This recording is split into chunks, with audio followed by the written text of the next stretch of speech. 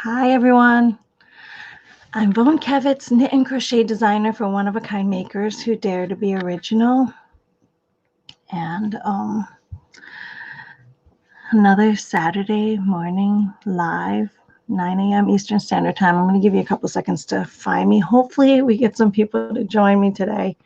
My setup is a little different today, so I'm kind of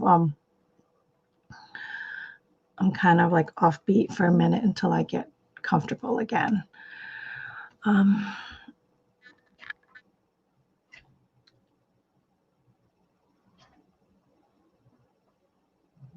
Thank you for another amazing, beautiful day, Jesus. Please give us grace and compassion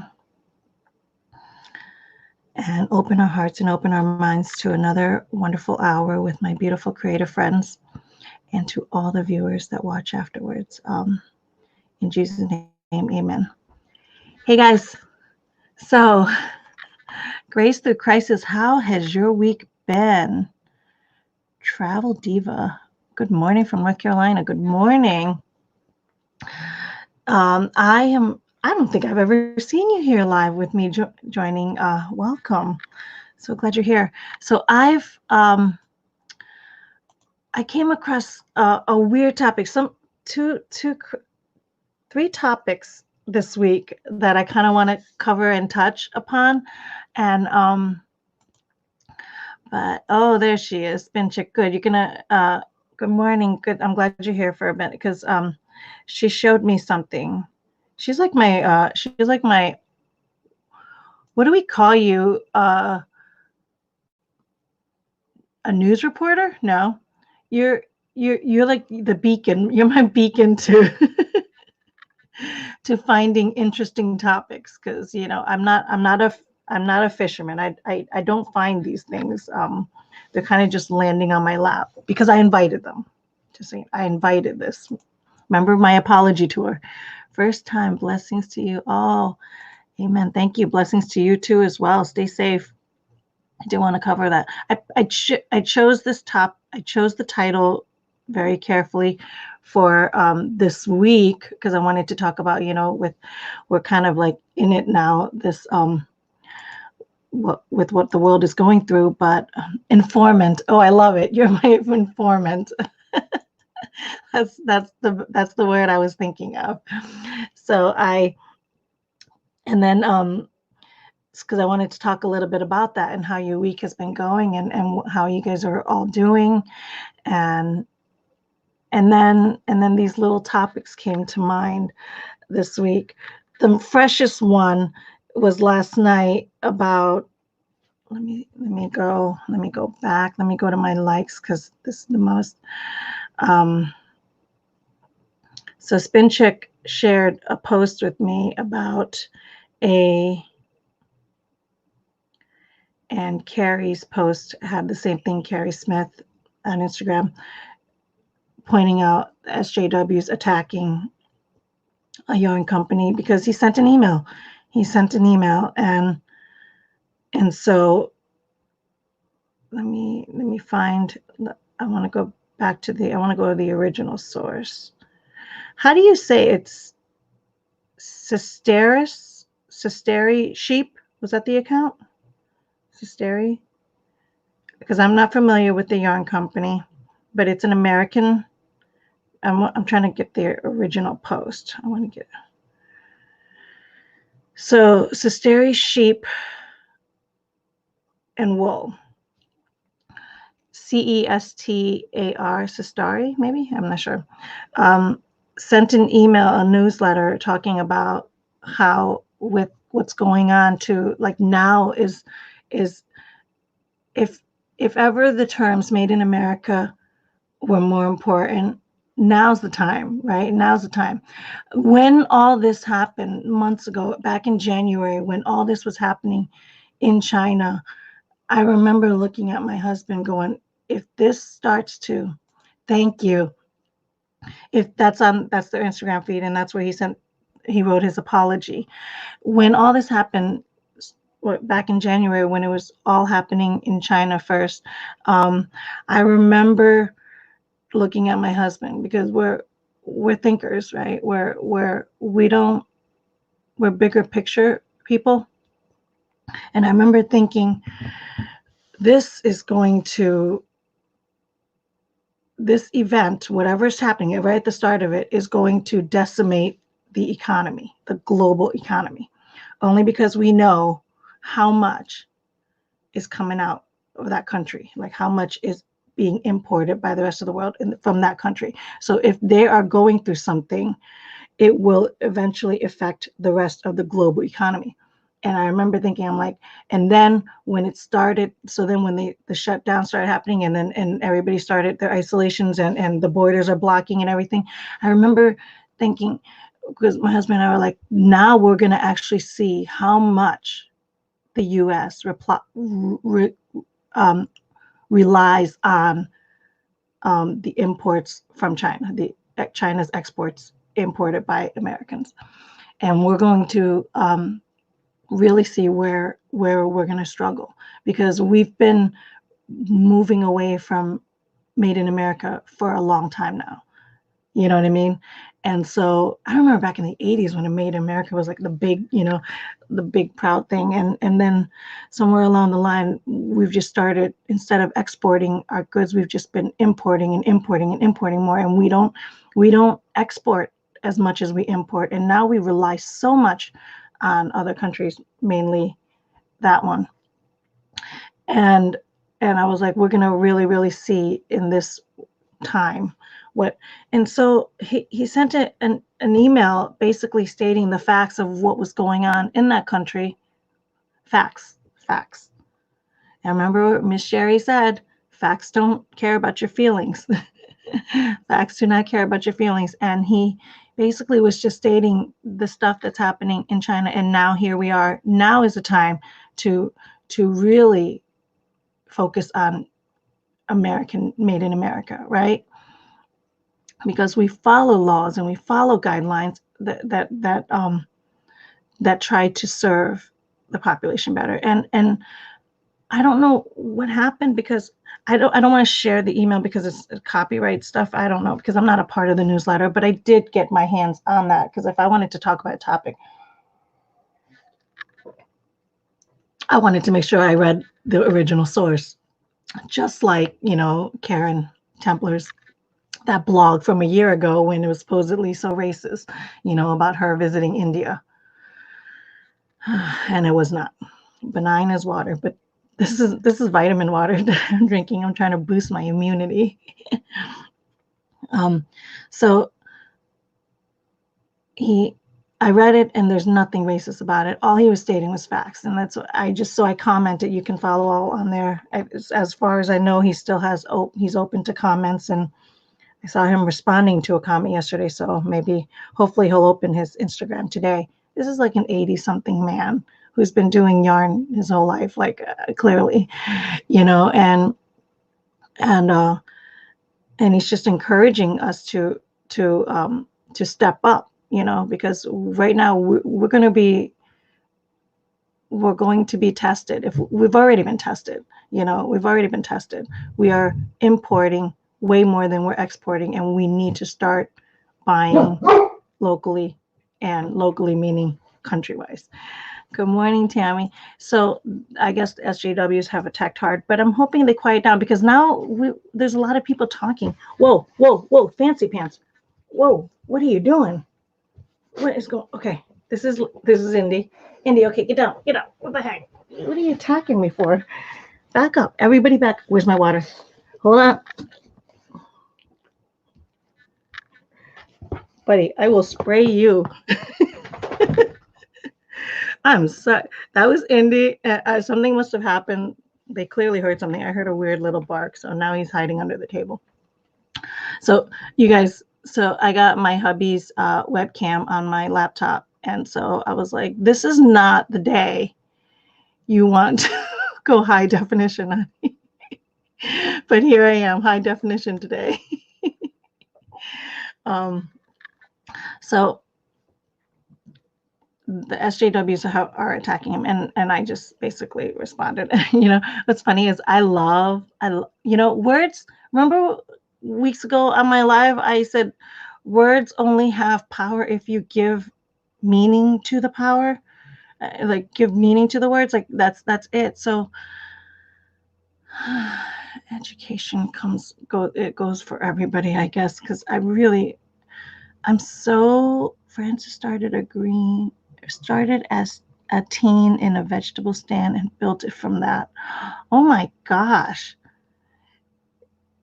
So he's just been a lifelong entrepreneur, you know, working off of his back with blood, sweat, and tears for his love, and then eventually grew to yarns and farm and animals. Is he spinning and dyeing his own yarns too?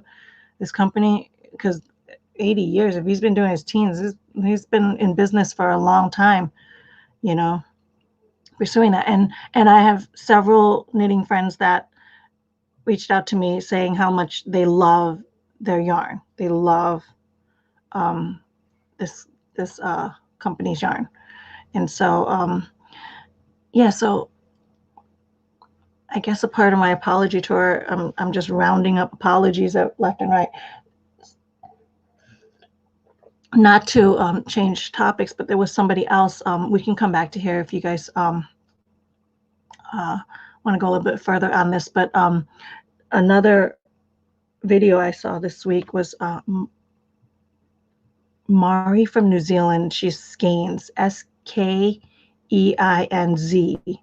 She put out a video talking about how she got he helps others start sheep farms and buys wool back to support their farms. Wow, that's amazing. That's amazing. Well, you know what? I hope he continues to double down on those emails and informing and sharing facts, because that's all it was. There was nothing, you know. Was it last week or weeks ago when I was talking about how no, it was last week when I was the after party of my socks, my first sock attempt, which I did make.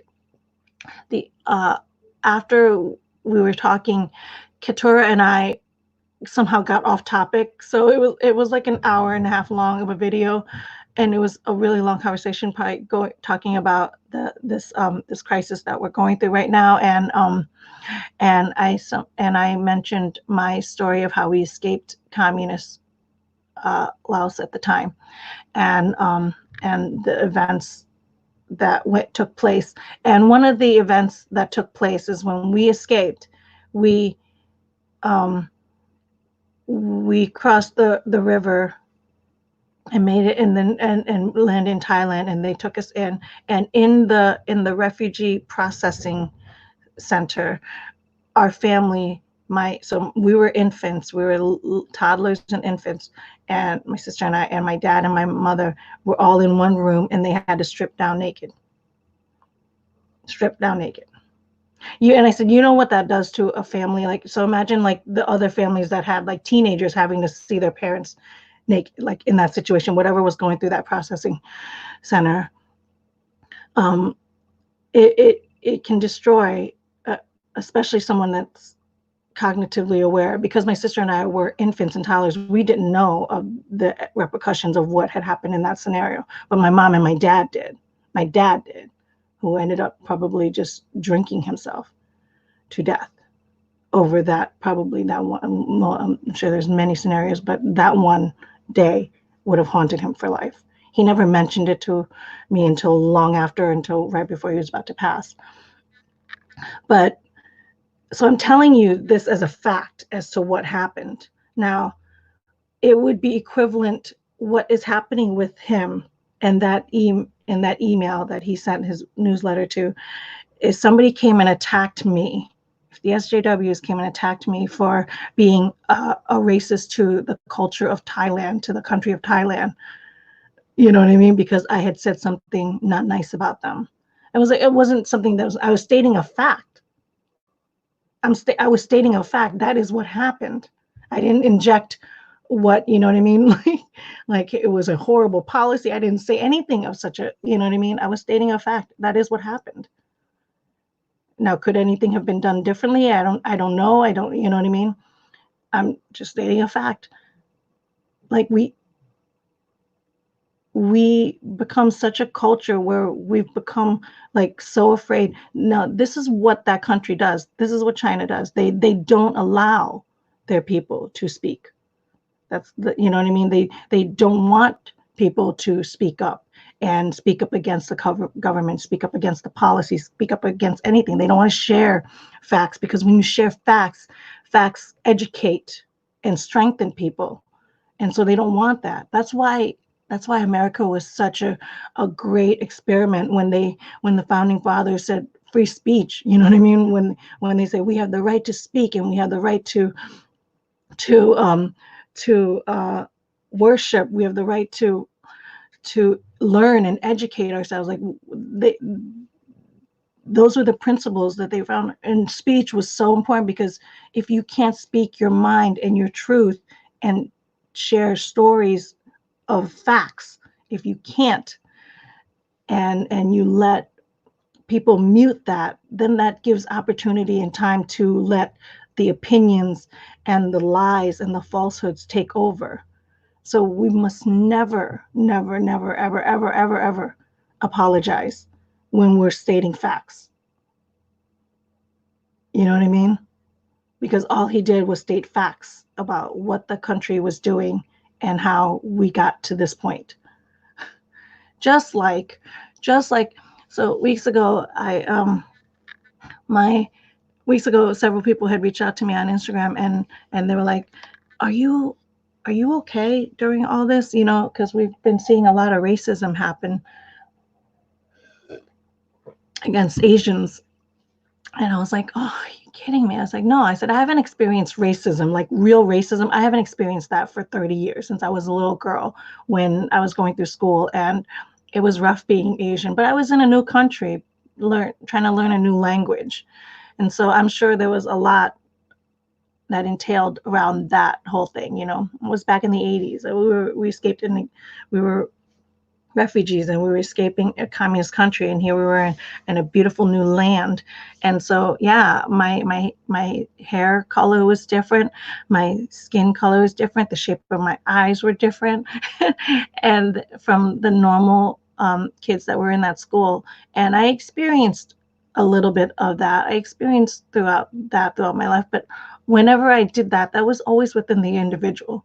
It was never with as a masses. I never use that as a repercussion, because if somebody had misjudged me based on the surface of who I am, I always knew that it was that person, the person that I interacted with, was the one that was hurt, who clearly was misinformed, who was ignorant to anything other than who I really am, right? Because that's what they made their judgment on that.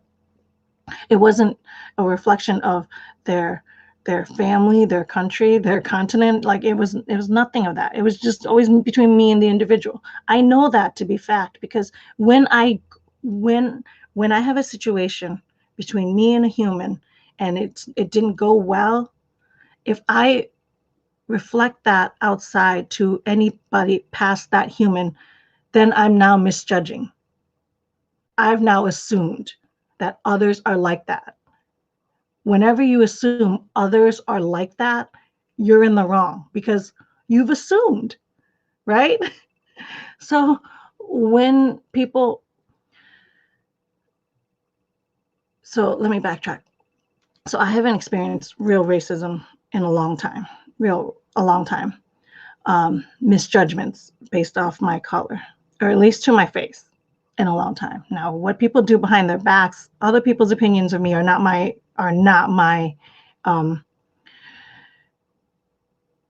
issues. You know what I mean?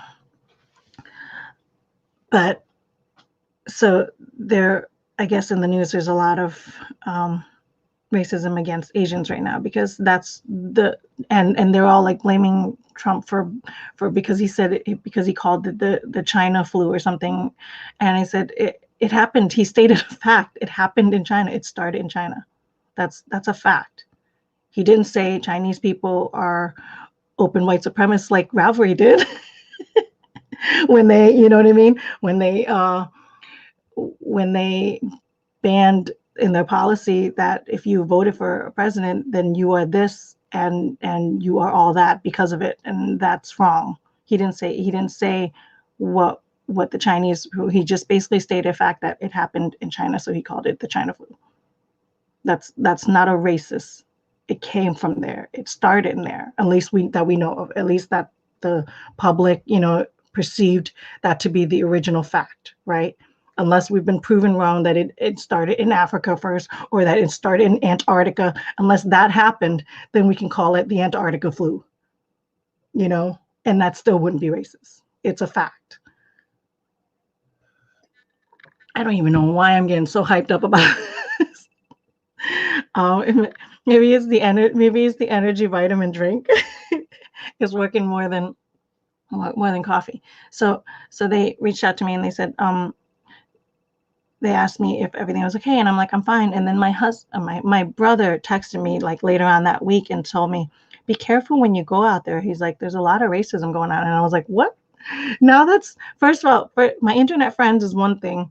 My immediate family is a whole other thing. And so I was like, what? And then he's like, yeah, somebody from Walmart, these four guys was saying not nice things about one of my cousins or one of the Laos guys that was walking into Walmart or something. And so it got a little testy. And I've heard, like John said on the news, like people were getting punched and slapped. I'm like, news, some of news is so sensationalized. You guys have to remember the same things. When you're on the internet, when you're on social media, it's 40 seconds of a perfect life. That's it. A snapshot, one picture, a perfect life. You don't get to see everybody else's backgrounds. So we live on this 40-second of perfect life, because 40 seconds is really what it took. You take your camera, you snap it, you adjust the filters, and then you drop a comment, less than a minute, you send it off online, and you've got the perfect life. This is what people see all day long, judgments of perfect life all the time. That is the same thing with news. News doesn't show you what's on news, doesn't show you all the good, all the backdrops, all the bad. Like, they don't show you everything. They just show you the sensationalized news. Only the deaths they want to share, only the stories they want to share, only the things that heighten and get you aware. And they want you, like, that's what happens, Good morning, Denise. So glad, morning from Minneapolis. Glad to catch you live. Oh, thank you. I'm glad you're here too. You picked an interesting morning to join me live on. But isn't every Saturday morning live interesting? Come on. But yeah, so that's what news is. News is just sensationalized, and they pick one thing to blow it up. But there are billions of people in the world. There are billions of stories about helping, stories about encouraging, stories about loving, stories about support. But that's boring to them. That's boring to the news, because people don't want to hear that. People don't want to hear that. You know what people tune into? They tune into reality shows where people are pulling and screaming and scratching and pulling each other's hairs out and backstabbing. People love watching that sensationalized TV, because it makes whoever's viewing it feel so much better about their reality, right? Isn't that why people love watching reality TV? Because when they're watching the messed up people on TV, they're like, what the heck? Well, then my life ain't that bad, because I ain't that crazy, right? Yeah, drama and fear sells. So the news will amplify that. Now, that doesn't mean I'm going to go out and be terrified now that I'm Asian, because I'm going out because the news says somebody got punched on the street because they were Asian. And I'm like, that makes no sense.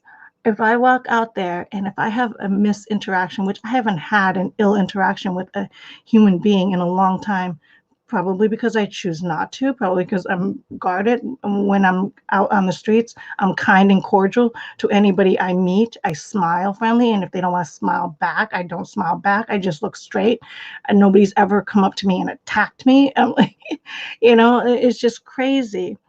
And I'm also not going to start my life worried about, is that person racist against me? Is that person like that's the problem when you live in the SJW's world, when you know, these social justice warriors in my knitting community are all over that, and the China virus comment. It's just, it's ridiculous. It's a state of fact. If it started in Antarctica, it would have been the Antarctica flu.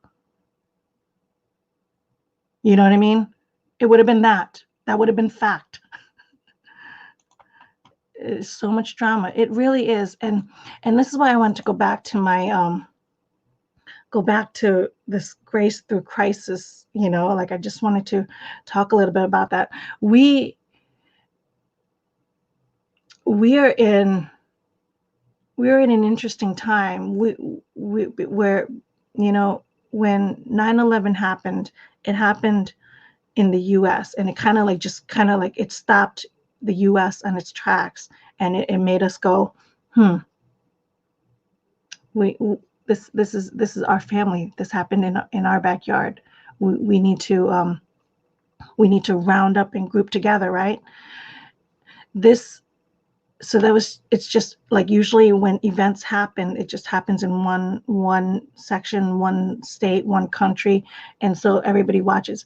What's happening now is like kind of an epic proportion, meaning that it's global. It's happening globally. So we're all kind of just going through the motions together. We're all kind of just guiding like through together. When we move together as a masses in any form, this is where a lot of people feel comfortable in placing judgment. You know what I mean? Like, oh, if we're all going through it, well then I don't know why she's doing it that way. I don't know why they're doing it that way. Well, I wouldn't do that if I were you.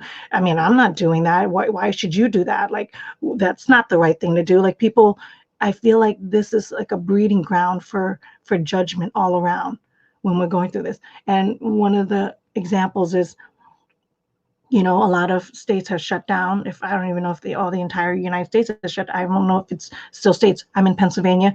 Our state shut down last week, and so but the governor. So at the time when he, I've never been through a situation where we've ever shut down a state. It's like we're grounds for martial. We're going towards martial law, and something that. Like I said, I've escaped a communist country. I know what martial laws look like. You know what I mean? I know what leads up to those things. Now we're volunteering it. So it kind of gets into scary grounds there, you know, but so we shut down the state, the governor shut down the state. And so a lot of companies or businesses were like, well, wait a minute, what's essential and what's non-essential? You know what I mean? What's essential to you is like their subject, right? They're all subject to this subject. They're so a lot of them pleaded to stay open. One of the companies that have got permission to stay open was our company, which is the place that I work for during the day. VK Knit and Crochet, Galilee Life, all this life is just my second, like my hobby, my pastime. But I do have a real day job, like a steady paycheck day job. I don't want to say the word real before and have somebody come after me what the word real means. Because believe me, stay-at-home moms have the real jobs. Like a steady paycheck. That company is who provides me the steady paycheck. And we weave in high-end textiles. Because we're custom dye. We weave custom patterns, custom dyes, custom, you know what I mean? We do a lot of custom stuff. We do some contract, but mostly custom. So in the middle of all this, he's like, okay, well, he was like, we need to figure out how do we stay open, right? Instead of shut down and make everybody, all the employees, over 100 employees, be out of a job. You know, how do we keep everybody safe, but how do we stay open? And so one of the things that we say is like, well, we make fabric, and hospitals need face masks. They need a lot of it, and face mask is the thing, right? So that's when we immediately, the designers went all out. They were researching all kinds of stuff. What kind of fabrics do we need? You know what I mean? How can we make this? Hey, Prairie Farm. I'm glad you made it live. Thank you for joining. Love the positivity of all of you in the coming. Love and positivity to all of you in the coming week. Amen. That's exactly what I'm trying to say. It's Acorn Farms. Oh my gosh, you're Prairie Farm. Melissa, thank you for joining. Yeah, I'm glad you're here live. I guess you never really do join to see me live because I've never recognized Prairie Farm before. But I do know Acorn Farms is on Instagram, so go follow her. Dude, Melissa is talented, okay? Melissa has some freaking mad skills out the wazoo. She's fiber arts, she draws, she paints. Do you sing and dance too? But like Melissa can do everything. She's a Renaissance woman. And I have a creative interview with her. If you guys go back long into my old creative interviews, you'll see all this stuff. And you've written a book too. I'm trying to throw all the facts out now. All my facts have come together. So our company, the place I work for, like have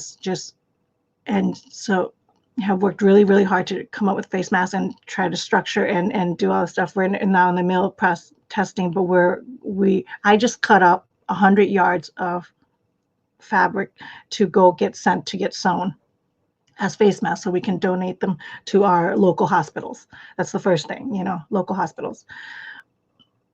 No singing and dancing. Sure, that you don't want to admit on TV. Everybody needs to sing and dance. I mean, I sing and dance. I have concerts all the time. My Liberty, my older dog, loves it when I sing because he just sits there and he stares. He's like my biggest audience. And then John always says, are you sure he's just not like rendered catatonic? Because he's like, what do I do with my tone deaf mommy singing?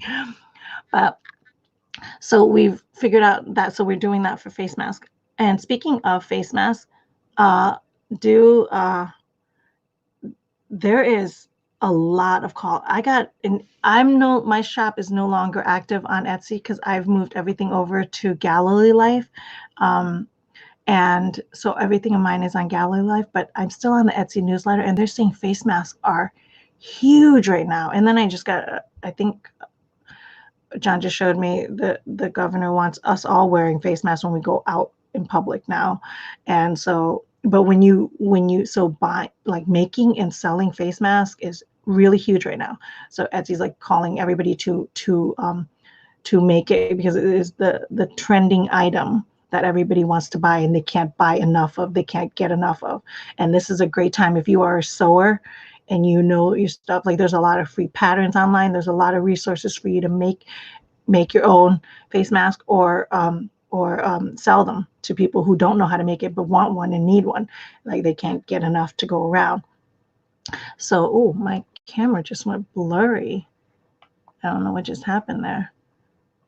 It just went out of focus. Am I blurry to you guys? Because I feel like I'm blurry. Oh, there it goes. This is John's new camera. You did not do it publicly. Too funny.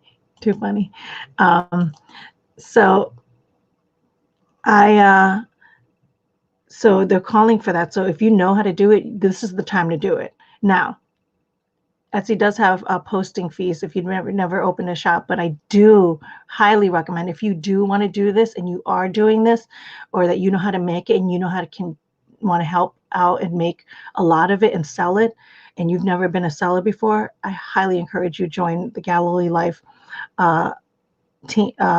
vendor because we have a great Facebook group that teaches and helps support new sellers. So I am the brand strategist for them, so I can help you, help you market your face mask and everything. And the best part about Galilee Life is there is no listing fee. So if you're a brand new seller and you don't have to pay for hosting, you don't have to pay for any of that. All it is the first 5 sales you get fully free, and then any sale after that, Galilee Life takes a 15% commission off your price. So whatever you made, 15% fee goes to that. But that is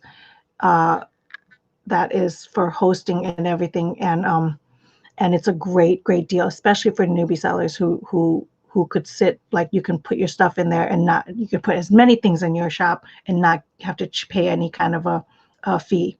to post and share. So I highly recommend that if you are doing that and go that route. If you're brand new and don't have a shop to start, that's a great way to start. And but so our company stayed open, and we figured out a way to stay open and help what's going on. But there was a lot of judgment. So there was a lot of judgment going around last week, to any company that was trying to stay open, that was trying to find a viable way to keep their employees up and running, to keep the economy going, to keep the money flowing, and still trying to be safe, right? With the social distancing, lots of disinfecting, like all the things that we need to be doing, right? But there's a lot of judgment that came out, like, well, I wouldn't open, you're endangering everybody. I'm like, what is all this judgment passing? That everybody is an individual. We all, like, just even on my scenario alone, because that's all I can talk about is my truth and my scenario, right? Just even on my scenario alone, I have an autoimmune disease, and I inject medicine in my body that shuts down my immune system bi-weekly. So if anybody that should be terrified of what's going on right now, it's going to be me. Like, I should be in a bubble right now. If I allowed my fear and the media to basically, like, if I took all the sensationalized news that says this is bad, this is bad, this is bad, this is bad, I would be rendered catatonic, and I would be in one little bubble that wouldn't leave the house. I would be the bubble kid, but I'm not. I'm being smart. I'm being as best as I could. I'm going out to work every day. Like I said, I cut fabrics, and I'm doing that for many reasons why I'm going to work. My family is struggling with my decision. But there's many reasons. One of them is I don't want to collect unemployment. I don't want to collect unemployment. Our country is in such a debt. I don't even have kids. I don't even have kids that I have to worry about that is going to take on the quadrillion. It's not even trillions anymore.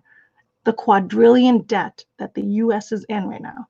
I don't want to collect unemployment to add to that crazy number for the growing children that are going to be impacted by this debt. I will be long dead, and they will still be paying off this debt, and debt is imprisonment. Okay, so I don't want to add to the unemployment. I'm not saying anybody else should or not do. I'm just saying I don't want to, right? And then secondly, if I do, that's a pay cut on my thing, because it's not full unemployment, right? And then I'm looking into health insurance, because I need my medicine to stay alive. You know what I mean? So I need my health insurance that my employer is providing 100% health insurance. Now, maybe with the CARE stimulus package, maybe my health insurance is covered from there, and then I have to make another decision. But every single step that I'm making, every single decision I'm making, I'm doing it with prayer, with counsel, with discussions with my husband, and like everything, and my employer, like, and the people that I'm working for that are counting on me, because a lot of them have stayed home because designers can stay home. But since I'm the gopher that needs to do all that stuff, I'm the hands and eyes. So I kind of need to be there. You know what I mean? I can't, my job does not entail for me to go like to work from home. So these are the decisions I make, but they're on me, and I make them very like thoroughly. So I don't want people to look at my scenario and flash and go, oh, well, she's just an idiot. Because people do that. Like, that's what they pass judgment. Just like I'm supposed to be afraid to walk out for being Asian now, because people like, I'm like, there are real racism in the world. There've always been evil people in the world. There have always been murderers, stealers, like thief. Like, there've always been bad people doing bad things. And the news tries to grab you and do that. But it should never change who you are, how you're living, and what you're doing. It should never change you. Because remember, when the problem is out there, if you think the problem is out there, that very thought that the problem is out there is the problem. because because when you think that the problem is out there, then you've given what's out there the control over you. You can't let them have control over you.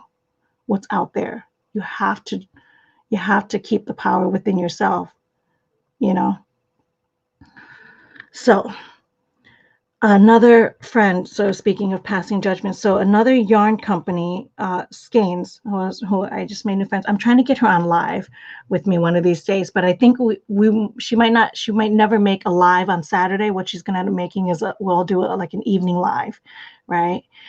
Yes, the judgment against businesses and other people in our local forums has been ridiculous. It's been ridiculous. Like, we need to stop that. This judging other humans just needs to stop before all other things right now. I think that's a crisis right now that we're facing. And I just think we all need grace. We need to give grace to ourselves. We need to give grace to other human beings. You know, I just think we all need a lot of grace right now from that. When we're doing things, or, you know, my friend was just saying how, like, oh my gosh, like she wants to take her son to go shopping, but she can't because in fear of what people passing judgment on her. Or even now that the governor is saying that we have to wear masks, like, am I supposed to be afraid that I'm not wearing a mask when I go out now? I was joking the other day because we are talking about how, you know, it's allergy season, right? This is allergy season time. I wake up in the morning and I'm blowing my nose, I'm sneezing for the first 20 minutes of my mornings. After I shower, after, you know what I mean? And then my sinus clears up, and throughout the day I clear up. But in the morning, I look like, and I sound like I'm going through like the worst head colds. And this is every morning. This has been my every morning in the spring. And I also get allergies in the fall. So I'm a spring and fall person. I get allergies both times. I don't know what it is. I feel like the older I've gotten, the worse these allergies have gotten. So I kid, well, now's the worst time for an Asian to have allergies, because they're just thinking, like, you know what I mean? I might get pummeled. I'm afraid to cough or clear my throat in public because they're like, oh my God, is that it? It's crazy that we just really need to work on grace right now. And I pray that the Lord envelops us with grace for each other, for ourselves, you know, because we're all going through it. We're all making hard decisions. But life has always been hard. Life has always been hard. Life is always hard. Life is never easy for anybody. Pre-crisis, okay? And we just need to stop judging other people. So the lady from New Zealand, her yarn shop just got permission to stay open. So she did a video talking about how SJWs are attacking her for how dare she stays open and endangering her employees, her like team of 4 that are running the shop. I don't know, team of 4 or 5. When I get her on, we can talk more about but she's had a history with SJWs because when the whole thing happened with Sakamatician and Nathan, she was one of the people that stood up with him and didn't turn on him and didn't follow their SJW rules. So they've been attacking her. Like, she's like, this is the 5th time. But I guess now during this sensitive time, she finally got fed up by the bullying, and then she finally addressed it. And so in her video, she addressed how they've been attacking her, and she did it so gracefully, because all she did was explain why she opened, how she got to stay open, how she got permission to stay open, all the hoops that she had to jump through for the authorities to give her that permission to stay open, and she did. And it's great because right now, I think one of the main reasons why she was able to stay open, because right now when you're in isolation and you're in shutdown mode, us crafters, we need our yarn. And the ones that are older need their yarn even more than before. And the older crowd isn't going to learn. They're not going to jump on the internet and find out another way to source what they can do. They know what they buy one project at a time. They buy yarn for one project at a time. And now you're forcing them to stay in, and the family can't even, and then you're shutting down like shops that are like helping them. Like that's wrong, you know? And so and clearly they thought that because they allowed her to stay open for that reason. And then she had to change her methods and her ways so that they can keep everybody safe. And there's only one person managing the warehouse. So it's not, the social distancing they've all been complied and everything. And then they just attacked her for that, for having, how dare she that she opened. And I'm like, thank God she's open. I'm so glad that she found the forethought and the courage to even stand up and try to apply to open. And I'm glad that she was smart enough and what's the word, intuitive enough to know her customers and to meet her customers where they're at. You know what I mean? And to know how to aid them. And so she did everything. So she got a lot of people saying, we want our yarn. We're so sad that you're closed. We need. Now they force me in isolation and I can't even get the things that I want to get. We need you to stay open. We need you to find out a way. And she found a way. She was smart enough to find a way. And now they're going to punish her for that. And I almost said a not nice words. These social justice warriors are going to find a way to berate her over it. And this berating on social media, is just, it's mind blowing to me. I can't grasp it. I still can't grasp it. How many years on the internet have I been on, and I still can't grasp the berating and the bullying and the attacks that a human being can make on another human being on the other line of technology. Like it blows my mind. The things that you say on the internet, like the things that you say on social media to another human being, you wouldn't say it to somebody else's face. I wouldn't think that you would, because if you are, that's a horrible way to live. It's a horrible way to be and a horrible way to live. And the things that I read that people say to one another on social media, it blows my mind. It just blows my mind. I can't grasp it. I don't think it will ever not shock me. You know? Yes, yarn supports people's livelihoods and others need it to manage anxiety. Exactly. It's a real thing. We started this craft. I used to joke all the time years ago before I monetized my craft. I used to say, like, the reason why I was doing so much, it was my therapy. I knit and crochet because it's my therapy. I do art and crafts because it's my outlet. I'm an introvert. I have a hard time saying what I feel. I have a hard time, you know what I mean? Other humans, they just drain me sometimes. And so one of the ways that I fill my well back up is my craft. And so if you cut that lifeline from me, it's going to be tough. And and that's a real deal. That's essential. So, and for anybody that can, kudos to them. For anybody that can stay open, and for anybody that can work, kudos to you for working or for choosing to work or for whatever reasons, and I'm not doing it like, I think there were so many scenarios before I would come in at home, like stay at home. And I want to, like, every part of my being, tell me who, if I wouldn't benefit, get free money, collect money for staying home.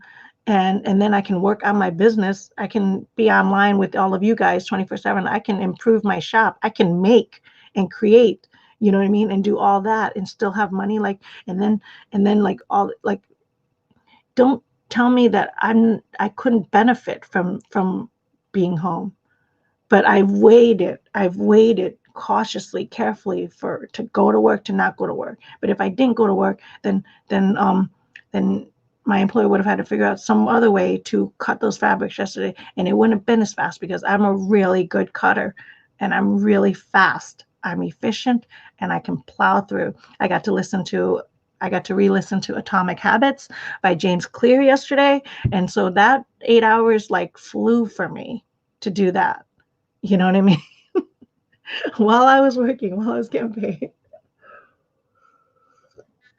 And knowing I was going to help, the faster we cut, the faster we sent it out to the sewers, the faster they get it into the hands of the hospitals, to help the nurses and all the people that are in the front lines of all this, and I think if you are going to make face masks and sell them, don't use copy, watch your copy. Don't use medical terms. Don't use the crisis. Don't use any of that, because those copy, like those words, will get flagged, because you're not you need all kinds of formal testing and everything to state medically your stuff. But just use face mask as if you're going to sell online, like, and make that and sell it or share it or give it or do whatever. Never use medical terms in your copy, because that will you'll get flagged all over the place. So just steer clear from that. Etsy did the same warning for anybody that does that. And now what's funny is, this is me as a business person, because I never go to trend items. So like, I remember when the pink cat hats, I didn't make it, which I could have made a lot of. I remember when the bun beanies happened, like, that open top hat that you have wear your ponytail. That was a trending item. One of my friends from Dare to Be Original Facebook group had sold hundreds and hundreds. Her Etsy shop blew overnight and became a trending shop because of that trending item. And so the same thing will happen with this face mask. And even though I know how to sew, like, Matilda and I have a love-hate relationship. She loves to hate me. So for me to jump on that bandwagon, it's too much. But even if it was an easy project, I probably still wouldn't do it, because right now I'm in love with making socks. Do you guys want to see? Hold on, maybe I didn't. Let me go see. Grab my project right now.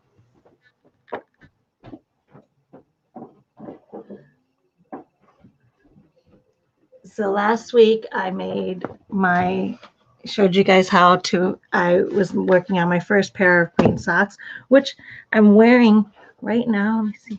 Can you get it on screen? I'm wearing it right now. I love it. I sleep in it. I sleep like a baby in them. I love them. They're getting loose because I've worn them too many nights, so I can't wait to wash them tonight. And hopefully it'll shrink back up.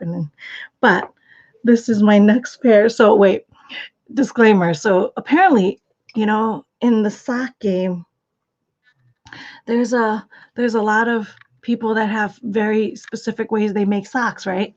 And so I'm like, I met some sock snobs this past week going. I've met some sock snobs this past week, and there's several of them, because making socks it's a very there's so many different ways, which is why it's always intimidating. Which is why I never did it. And then they make there's certain kinds of yarns, there's certain kinds of methods, and so they're like, I still don't know about the gusset, because my first one I didn't end up putting a heel. Two reasons: we were Netflixing The Office. And so I had the choice of just going completely ribbed all the way through and not worry about it, because I was watching The Office with my husband, or I could stop and then find that YouTube video that Katura shared with me on how to do an afterthought. And I was like, no, I'm too lazy. I'm just going to do a rib. And this sock was so loose. It was like a slipper sock. So I was like, it's so loose, I'm just going to wear it in bed anyways. So I'm just going to not worry about this heel in this round. This one I will worry about it, because this one I will. So when I shared my picture, they're like, oh, that's worsted weight sock. That's not real socks. I'm like, what are you talking about? I'm putting on my real feet. So like, I thought when you said you were making socks, you were using sock yarn, like real thin, fine yarn. I'm like, let's be honest, I rarely do thin, fine, or anything. So my next pair, I went with the burnout blanket. And now I've got even bigger and fatter than my normal than my normal green one. Which this is the yarn vomit that started. That was a disaster trying to get on live to start, but you guys didn't see that behind the scenes. So because I couldn't use that green yarn because it threw up on me right before I went live, I had to grab another skein. So my first pair that I made are with two different dye lots, and so the two greens are totally different. Same yarn, but one of them is like really like dull and matted, and the other one was shiny and had a little bit more yellow cast, but really shiny. And so I was like, what the heck? They look like two different yarns, but they were the same company, just different lots. So so in my reaction to the sock snobs that are making fun of me for not using real sock yarns, my next pair, I went with the Bernat blanket. The Bernat blanket, and now I can't wait to get into these because this is going to be even cozier. So I think I'm just going to market slipper socks. If it fits your feet, they're real. Those look cozy. Yeah, they totally fit my feet, and they're totally real. But then I heard that because I didn't put a heel on it, then it made it a tube socks, which I like tube socks. But this one I'm at this point, right? So what I did was ribbing, one rib knit and purl on the front, and then the back is just all knits. So it's so this is the bottom of my feet. So now I have to figure out how to do for the afterthought. So I saw that they you do a lifeline for the bottom row. You put in a row of the wasted yarn, the yarn that you're going to throw away, and then you knit the regular again, right? You back them to that. So then and then you put a lifeline there, and that's genius, putting a lifeline on the top and the bottom. So when you cut that wasted yarn and you have all those live stitches to go back and add the heel, like that's genius. But I fell asleep watching because I don't know how to I don't know how to knit. What am I knitting in there in that little hole for the heel? I heard somebody say something about 2 inches, but it would be just 1 inch because this is like fat. That's why I did it fat, because I wanted to make my second pair really fast. Plus I wanted to see if my circular was long enough, and I still haven't gotten to the store to get my 32-inch circular. So I think I'm still dealing with a bunch of different 24s right now. And they're doable, but 32 would be better. But then someone suggested a 40-inch one is even better. I'm like, I didn't even know they made circulars that long. That must be for like supersized blankets or something. So knitting helps me keep saying, yes, it does. It helps all of us. And I think that's why I haven't made stuff in a long time.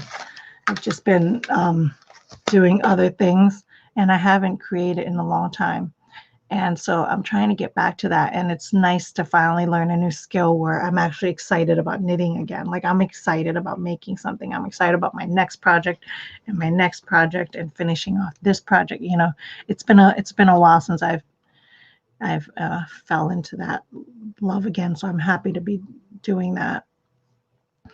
So I don't know if I've shed any light into this topic at all. Oh, one more thing. So those are the 2 SJW topics that I wanted to address this week. And Adventures with Yarns, Louise, she had just put out a new video this week that she and her husband survived the COVID-19. They both had it, and he was a little worse off, but he's recovering. I think he's almost like fully recovered from it. But she barely had a scratch on her. So and it was really nice to watch their story. I'm so glad. Like I reached out to her. I'm so glad that they're well. I'm so glad that they've recovered, and I'm so glad to hear her story because, like I said, the news only shares the sensationalized news only shared all the people that once you get it, you're like dead, like you suffer and you die. Like I just feel like for some reason, I envisioned this thing where if you get it, you're just going to suffer and die. And it was nice to know that she shared her story of that she got it and she thought she just had a cold. And then she got better and then found out she tested positive for it and she didn't know, you know what I mean? And so, and I was like, oh, so you don't just get it and die. So it was nice to see that side of the story where you can get it and still recover and thought it was just a cold. And it was to me, it was just a really inspirational story. So I was like, I feel like more people need to come out about that because there are a lot of stories like that. I believe I had it for 4 weeks ago. I didn't know until after, and I read its symptoms. You know what's funny? In January, a bunch of us were so sick from work. Like we had like one of the worst case of flus we've had in a long time individually. My boss actually went to Italy, and so she came back, and then she had been so sick, and she has asthma, so her throat and her coughing, like it was just like the worst case. Like she had it for like 3 months. It was not going away. Like whatever, you know what I mean? Whatever this flu was, it knocked her on her ear. And she was like, I'll bet you I had it. And I was like, my husband and I had it in January. We had the worst case of the flu, like knocked us out for 3 days. And John said it was like the worst chest pain he's ever had in a long, like he's never experienced that kind of a chest pain during a flu before. And he's like, I wonder if I even had it. I'm like, you know what I mean? Like God only knows how many of us have had it before. The thing is about that, COVID-19 might be the new strand, but coronavirus has been mentioned in medical terms from the 1960s. So the coronavirus is not new. It is not new. So, and the tests that I don't want to go medical because I'm not anywhere near proficient in the medical field, but I know the facts. The facts are the coronavirus has popped up in medical terms in the 1960s. So that is not new. This COVID-19, it might be new, but the tests that we run don't always test for COVID-19. They just test for corona. So all the numbers that could possibly have it could just be the same old strand of corona flu that we've all experienced throughout. And mind you, the thing about this whole thing is new flu viruses pop up every election year. I love how viruses only attack on election years. Viruses never attack in the odd years. That's another fact. Had a fever right away that drained my energy, hung out in my throat for days, and then I used herbal tinctures, zinc, and silver, and wiped it away a few days. It had never gone back. I'm so glad that you reminded me about silver, because we have silver drops that I'm glad that you reminded me. I think I'm going to take some. Thank you. Thank you so much, Melissa, for reminding me about that. I do have zinc drops that I should take right now, and to help boost my immune system. So while I venture out into the working force world. Oh, speaking of which, so you guys, so just so you know, hopefully nobody from work ever finds me, but so we're creating a website for the thing, and look at, I stole this. Well, I didn't steal it. I cut my version. So this is my face on a woven fabric. That it was a project because she's trying to do a website. The designer was doing a website, so we all took pictures of ourselves in the design studio, and then she graphically created something. So this is a scrap. So this is a scrap yardage that she was testing out for. We just made it for the website just so we could put a biopic for the website. But this is a scrap, and so I cut up all the scraps with my picture on it because I want to do something with this. Look at my face is on a woven fabric. Isn't that insane? And then saying, I want to frame it. I should frame it. Is that narcissistic of me if I frame it and put it in with my drawing that Yvonne Carson did? For some reason, it's like glare right now, but you've seen it. It's in all my other stuff. Where are we at?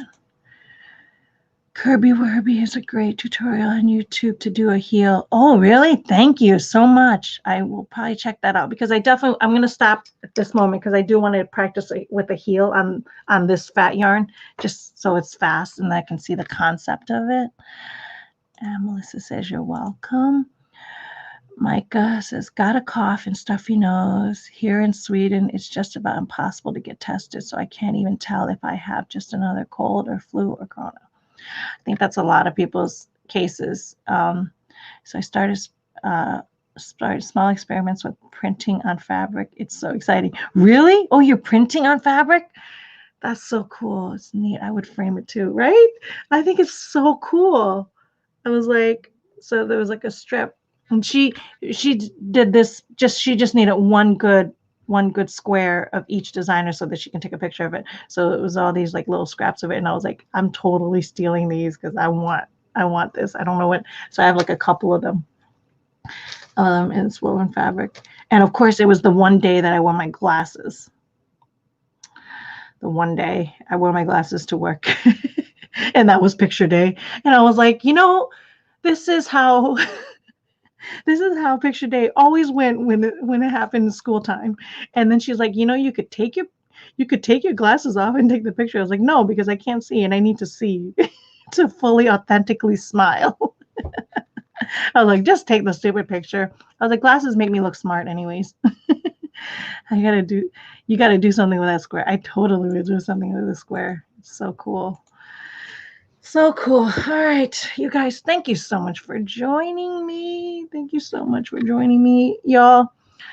Like I said, my husband and my sister, my husband, a hardcore, like he's a historian, like he loves history. He loves the Constitution. He loves the Declaration of Independence. He loves he loves American history. He loves American history. And so we named our German short hair pointers Liberty and Independence, right? And so like that's how much. So John, like all this stuff that's going on right now, it's kind of like a clash of and then my sister, who is like super strong. I told you my sister and I are dead opposites. We disagree on everything under planet Earth, but we love each other and we're kind and we're cordial and we're supportive and we're proud of each other. You can have that relationship. You can be the dead opposite of a human being and have a kind and cordial relationship with your family member, with your friends, with society. You can have all that, right? It exists. So, and my sister and my husband are having this nice little conversation on Facebook. Nice conversation. And they haven't forgotten that each other are human beings. They haven't forgotten that they're talking to a human being on the other side of that that debate, and it's great. And it's great. It's great to have a debate. It's great to disagree. It's great to question. It's great about that. I would love it. I was just saying, I would love it if the SJWs, if the real social justice warriors, if you are really fighting for a social justice cause and you are really fighting, I wish that you would take the time to hear the opposition. You know what I mean? Like I take the time to hear the opposition. And I'm like, I wish they the thing is they're so cowardly because they as soon as you stand up or as soon as you question or as soon as you not like bend over to what they say, then as soon as you stand up to them, then the first thing they do is they just block and delete you. And I'm an essentialist, so I love Essentialism by Greg McKeown, the book. So I'm all about like creating an essential life and only making room for the essentials. So yeah, if somebody is like, if there's a toxic environment, it's easy to delete, but block, block them. Like what? It just, when you're blocking somebody, like then you're not open to learning and growing. And I'm always like, I wish they would come find me. I wish they would engage in a conversation with me. And I hope that they would like learn something, learning and growing. It's within everybody's grasp. All you have to do is choose it. Everybody's capable of it. All you have to do is choose it. So grace through crisis. And so I pray grace for all of you, and I ask that everybody watching this video give grace to yourself and give grace to the others that you're engaging with, because there's always a human being on the other side of that conversation. And never forget that they're a human being. Never forget they're a human being. You know what I mean? And if they forgot that you were a human being, you do have the choice of deleting. You do have the choice of deleting and forgetting. I choose to never delete. I choose to keep everything up because I want people to see what the other side looks like. And true test of that is my Ravelry video, where my Ravelry video has all kinds, 900 plus of comments, good and bad, all there. The majority of it was great, but there's some doozers in there. But I just choose to keep them all because I want people to see what they say. What was that saying? You can't reason with the problem with the person. You can't reason about a problem with the person that didn't use reason to get themselves into it. That is so true. Micah, that is a very, very true statement. I love that.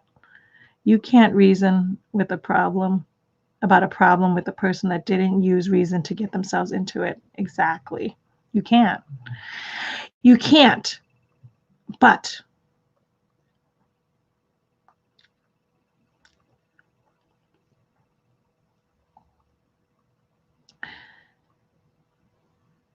what was that saying?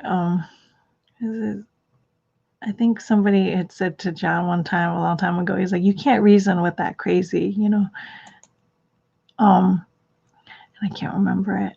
It was probably slightly better originally. Living and setting examples of how to treat people is probably more useful. Yes, I treat people the way I want to be treated, not the way they treated me. That's a mantra of mine. Like that is a motto of mine. I treat people the way I want to be treated, not the way that they treated me. And that mantra has gotten me through a lot. It's not always easy. But I'll tell you, I live with it at night. I go to bed snoring at night when I do, Sadly, I don't remember who that came from. Someone smarter than me, and I'm not dumb. I'm so glad that you are not dumb. Because Micah, only you can. I'm so glad that, because that's one thing. So the reason why I always say give grace to yourself, because one of my hugest pet peeves is how people self-deprecate themselves, like how people like they is that even the right word? Like how people like just like they hurt themselves with their own words, the thoughts that about themselves. And I hate it when people says to themselves, like, I'm dumb, I'm stupid, I'm not smart, I'm this, I'm that, and they just cut themselves to a height that they should have never been in. But the sad part is they did it to themselves. When I talk about the power of words, and words have no power unless you give it power. So if somebody calls you stupid and you believe it, then yeah, that is a powerful word. You gave it power. So I'm always like, never address yourself, never call yourself dumb, never call yourself stupid, because you're not. And I know that for a fact. For any human, I can say this about any human being: you are not dumb or stupid if you choose not to be. So when you say that you are, then you chose that. So choose something else. You always have that choice in life. You always have that choice. You can choose to be better than that. You know what I mean? So that is true about any human being on planet Earth. They are not dumb, they are not stupid unless they chose it. So when you say that about yourself, then you've chosen it. Choose better. How do we get on this topic? I'm trying not to put myself above others, but I give myself a place too. Amen. Amen. And there's nothing really wrong about putting yourself above others too. I mean, if I'm a crochet master, guess what? I'm going to call myself a master.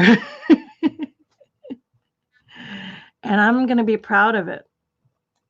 But right now, I'm a sock maker newbie. I'm a newbie sock maker. And I'm going to be proud of this state too. But if I ever get to sock mastery, you can bet your bottom dollars I'm adding that master on top of that. That's my goal. My goal is to be a sock master. All right, enough of me. What was the best that happened to you since Monday? What was the best thing that happened to me since Monday?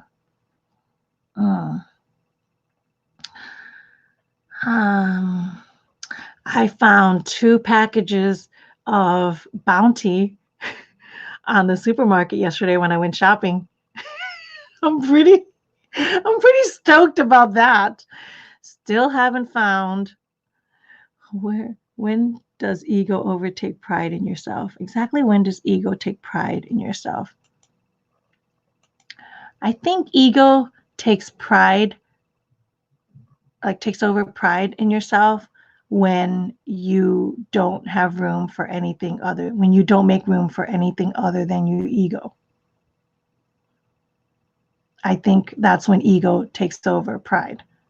You can be proud, but when you're an egotistic person, then you've made no room for anything other than yourself. Does that make sense? So yes, I can flaunt that I'm smart, that I'm a freaking genius. I'm smart. I'm a genius. But I also have the humility to know that I'm learning every day. I'm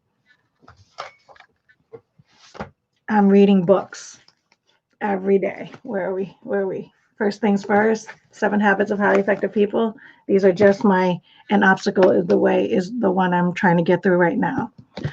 So I'm a genius. I can proudly say that I am really, really smart, but I'm also learning every day. So the combination of pride and humility will keep you from being egotistic. Now, if I just say that I'm the best in the entire world and there's nobody even near me, then that makes me an egomaniac, and then we have a problem.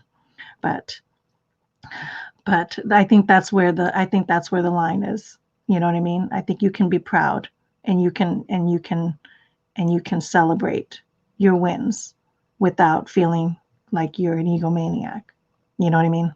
And I think that's what makes it so bad, is that people they want to make it a bad thing. No, you can be proud. You can work hard at something and you can celebrate, and you shouldn't let the people who are insecure about themselves knock you down by making you question your achievements and your accomplishments.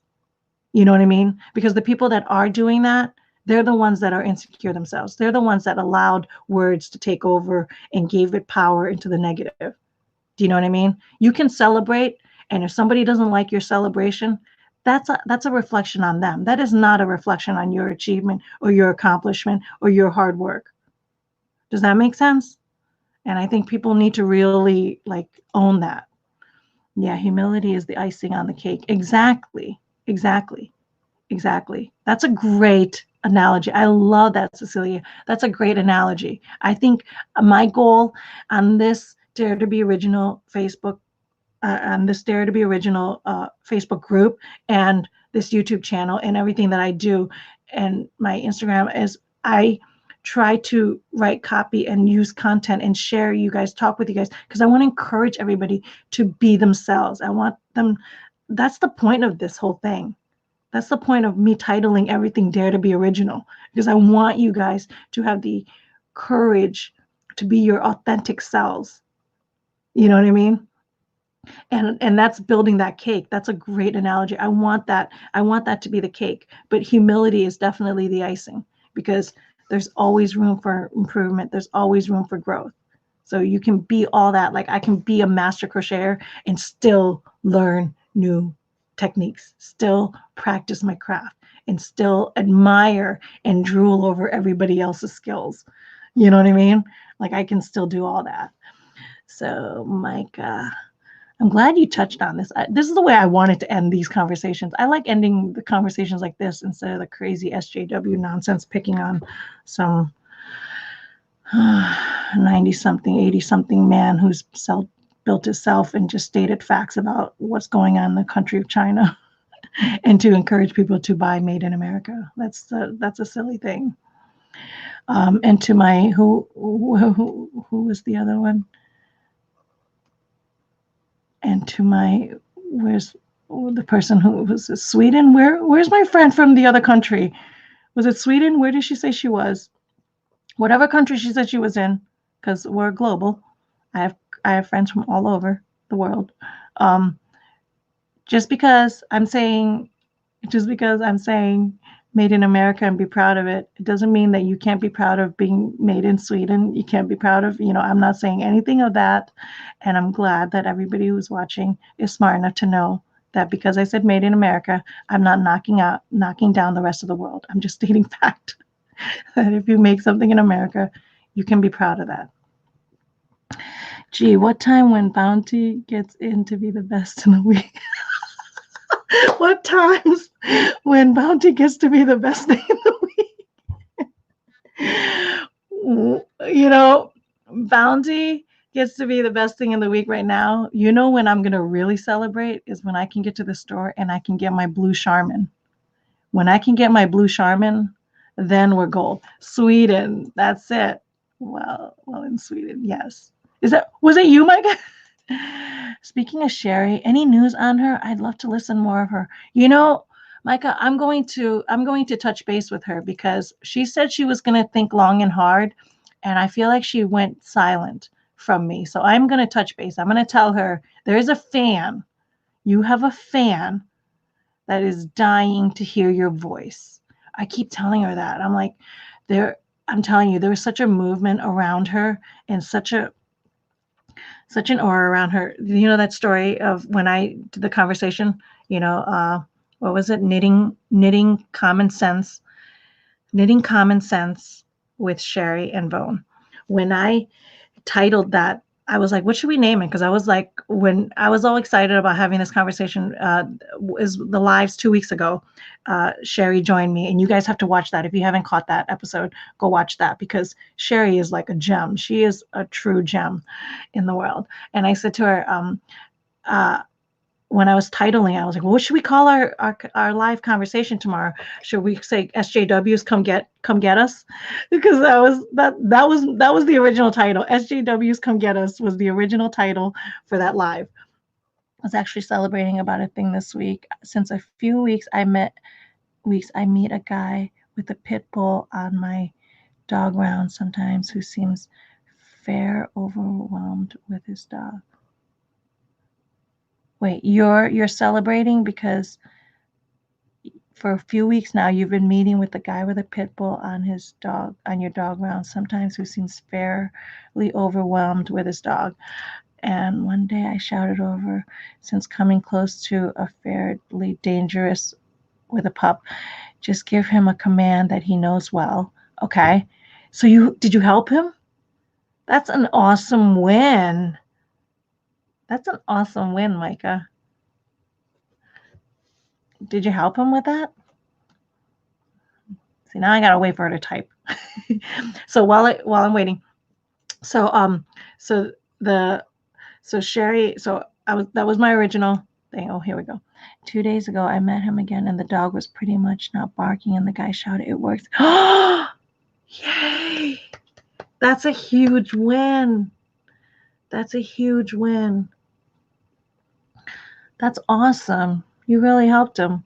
That's the one thing about we've had dogs for a while, and John and I we have two. There was a point where we had three because I want a pet-free life. Like I think my world, I want a pet-free life, but I married Dr. Doolittle, so I will never have that dream. That dream in my life will never come true. Because I married Dr. Doolittle. So we have a lot of dogs, and right now we have two German Shorthair Pointers. And then he's already, because Liberty is getting older and having some health issues, he's already looking at beagles. Like he's already shopping for the next round of pups, I swear. And his next round of pups, he's getting two. He's like, I want two of them. And I'm like, oh, good God. That means we're back to number three dogs again, right? So like the kid upstairs, he just loves dogs so much. It's so hard to tell a dog not to do something. Instead, tell a dog a command he knows and magic happens. That's awesome. That made you, thank you. I might take that tip. We've had, so my doggies are, we do the water spray method, which we don't spray anymore. We just grab the bottle but the one thing, John, so Liberty is the older dog, and his nose is getting really dry.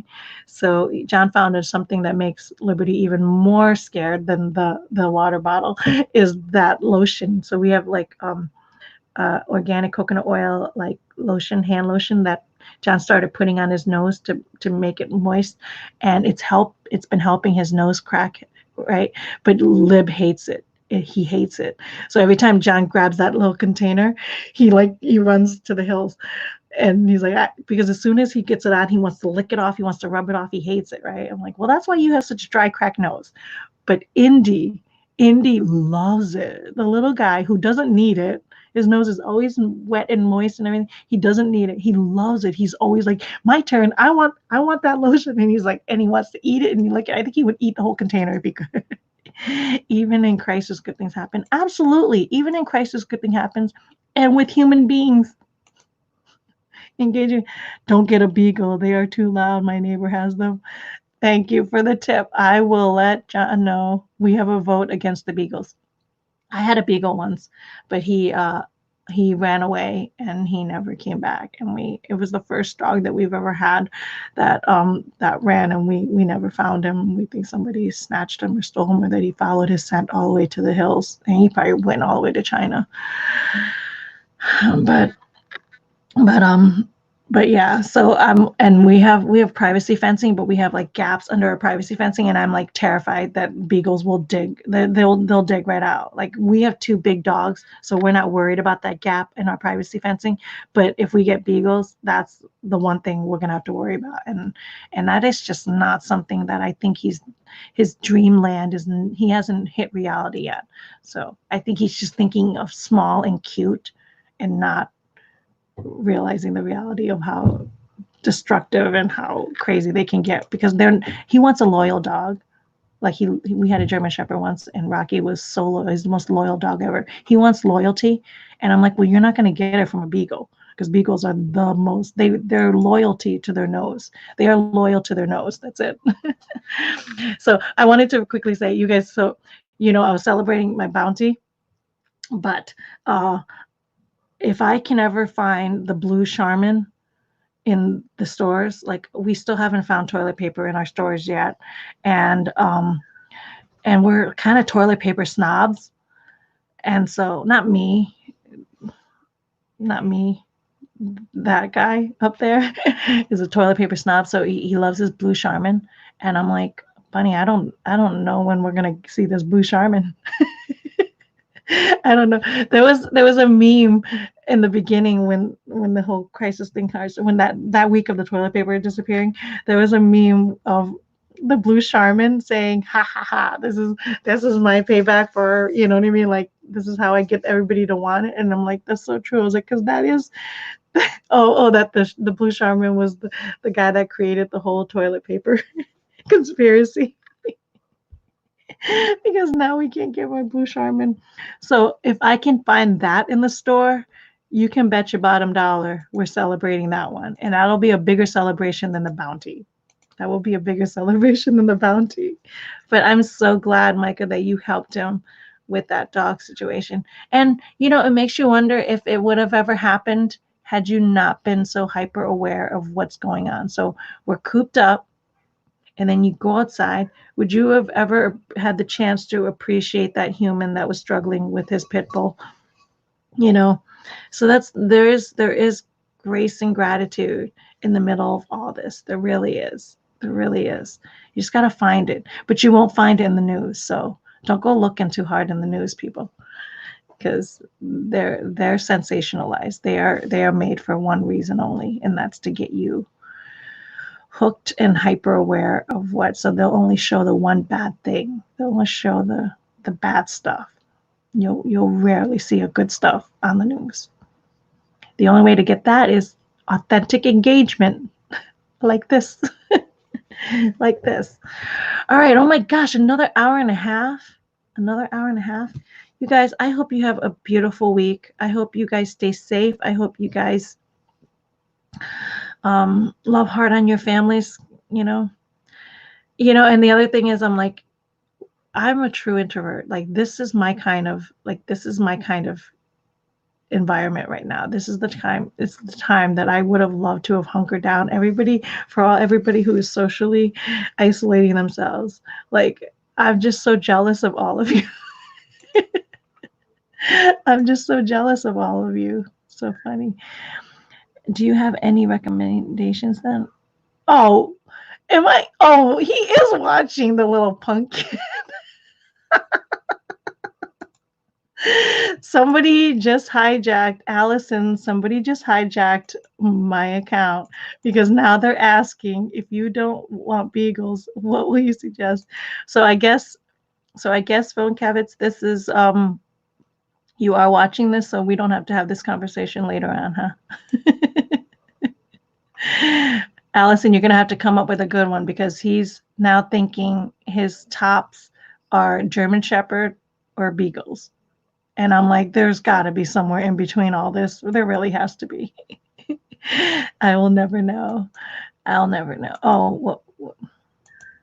Not a dog person. Oh, Allison, I don't think Vone Kevitz is going to take your advice now if you're not a dog person. Yes, this toilet paper snob is here. I've been caught. I have been caught. What's funny? I always say, you guys, I can talk about him all the time because he never watches my stuff. Because I'm always asking him, did you see my latest video? And his reply is always, who has time for all of your videos? You're always on and you talk too much. Cecilia, I'm glad you're getting some entertainment out of this whole thing. See, this could be your win. If you didn't have a win this week, this conversation could be your win. Surprise, surprise. I'm having a conversation with myself. But Bunny, listen, we have 13 people joining us right now, and maybe they can help us find the blue Charmin. So if they see a blue Charmin on their stores, they need to let us know. This is how we're gonna get through it. If we band together and we have everybody's eyes open for our blue Charmin, then maybe they can really help us. I got a Samoyed and bought a spinning wheel right after. Nice. You look really clear today. I know. It's because of John's webcam. He's like, that's why. He's saying that he doesn't watch my videos because he can't stand my old 80s laptop camera that goes on that's making me nice and blurry all the time. And I always said, I like the blurry. It hides the flaws. The blurry hides the flaws. And so today he's giving me his camera and this thing shows everything. And I did not shower. I did not do anything. I just rolled out of bed. We had some dog issues because Liberty knocked over all the dog food. So like that, we had to deal with that. So that didn't give me time to shower. And so this is the first day I go on HD camera. And that's how it always looks. We will never go. Hold on. Wait. Where were you? We have a French Mastiff. A French Mastiff? Are those big Mastiffs? Are the French Mastiffs? They're big but gentle and loyal. We have a very sweet, loyal dachshund that is the size that might go underneath your fence. I like dachshunds, but so you have a Mastiff and a dachshund together? Bonnie, are you listening to this? They have like the perfect little family. Is a French Mastiff huge? And then you have a little dachshund? And dachshunds are loyal? Are you listening, Bunny? Dachshunds are loyal. Who never knew? Devone will never go for a s'more. Too hairy. Yeah, no. No. If I wanted to go hair, I would have been fine with the German Shepherd. But Rocky was so hairy. Those 3 coats of hair is ridiculous. Bunny says I have no flaws. He's really gritting his teeth typing this out because he's like, I'll tell you all your flaws. Ha ha ha ha. You want to talk about humility? That man keeps me humble because I can tell him how great I am. I tell him how great I am all the time, and he keeps me humble. We're in Portugal, and we have those wash your bits next to the toilet bowl. Oh my gosh, I'm regretting clicking on this. I'm glad you called it bits. So we're not really fussed about toilet paper. You know, Cecilia, my brother said the funniest thing to me the other day because we were in a family group chat texting, and he says he was on Amazon looking for a bidet. I guess Amazon sells like bidets that you can put on your toilet, and so it was like an instant bidet. I'm like, so Pat was looking into getting that in a forethought of toilet paper shortage, right? So I was like, Pat, what? I always thought that I was the end of the world person, you know, like trying to be prepared. But Pat's looking at bidets already, and you guys have it in Portugal. Do you like it? Because that's a funny topic to me. That always makes me laugh a little. Yes, Melissa. I don't know what Melissa is saying yes to. I'm hoping Melissa is saying yes to the fact that Vone Kevitz says I have no flaws. They slobber too much too. What slobbers? German Shorthair? German Shepherds? Or the dachshunds? Do the dachshunds slobber? I don't think so. Ours is he sticks right to us wherever we go. So you have a dachshund and he is loyal? But Bunny, dachshunds don't run away like beagles. He sticks right to us. I didn't know. I never would have taken a hot dog to be loyal. So they are loyal? Huh. We had a golden retriever and could fill a dog pillow with the hair he sheds. Cat, that's your golden retriever? I believe it. There was one time where John combed Rocky. Like he spent the day. He went like all in on combing Rocky the German Shepherd, and he had a whole pile full. Like you know those big black garbage bags? Is it the 33 gallons? He could fill that garbage bag with all of the hair from Rocky. It was crazy. Bidet. No, Bunny, we don't need to be looking for a bidet. But I don't think Pat was even able to find that one on Amazon. It turned out to be a fake. Speaking of fake, so if you're trying to order hand sanitizer, they're delivering water, and then if you're ordering masks, they're saying that they're the N95 mask, and they're not. So Amazon's people who are selling on Amazon are really taking advantage of all this stuff. All the French Mastiff is what Melissa has, and that is what's drooling. Hot dogs are weird. Bunny, what do you mean hot dogs are weird? you're gonna get the internet people after me because we called somebody weird. We stick with facts here on the Dare to Be Original Facebook group. Why do I always say Facebook group when I talk about Dare to Be Original? Because I have a Facebook group. Love Goldens. Yes. Vone doesn't love Goldens. They're all right. They're all right. John loves Goldens. But let's be honest. This Vone Kevitz that's hijacked my account loves all dogs. There's not one dog. Bunny, what one dog do you not like? Just one. Just name one dog that you don't like. Because there's none. There's none on that list. They do slobber masters, not dachshunds. Oh, and we're on a farm. See, Bunny, Melissa's on a farm. She can handle a mastiff. I loved when we first got married, I loved big dogs because I wanted to hug a big dog, which I have. I have a beast. Liberty, I literally, it's like hugging a human. Liberty is so ginormous. And we're on a farm, spends most of the time outside, and that would be an issue if we need to be inside all day. And yes, our dachshund is incredibly loyal. That's amazing. Okay, so apparently we found an Achilles heels is John does not like dachshunds. Really? Well, you did call them weird, Bunny. Boy, you know, you're with somebody for 20 plus years and you learn something new about them on a live, on national YouTube. But you know what's funny is he's probably already said that to me one time before and I might have not listened. Libs, you gotta go? Libs gotta go. Libs gotta go out. They can be mean suckers.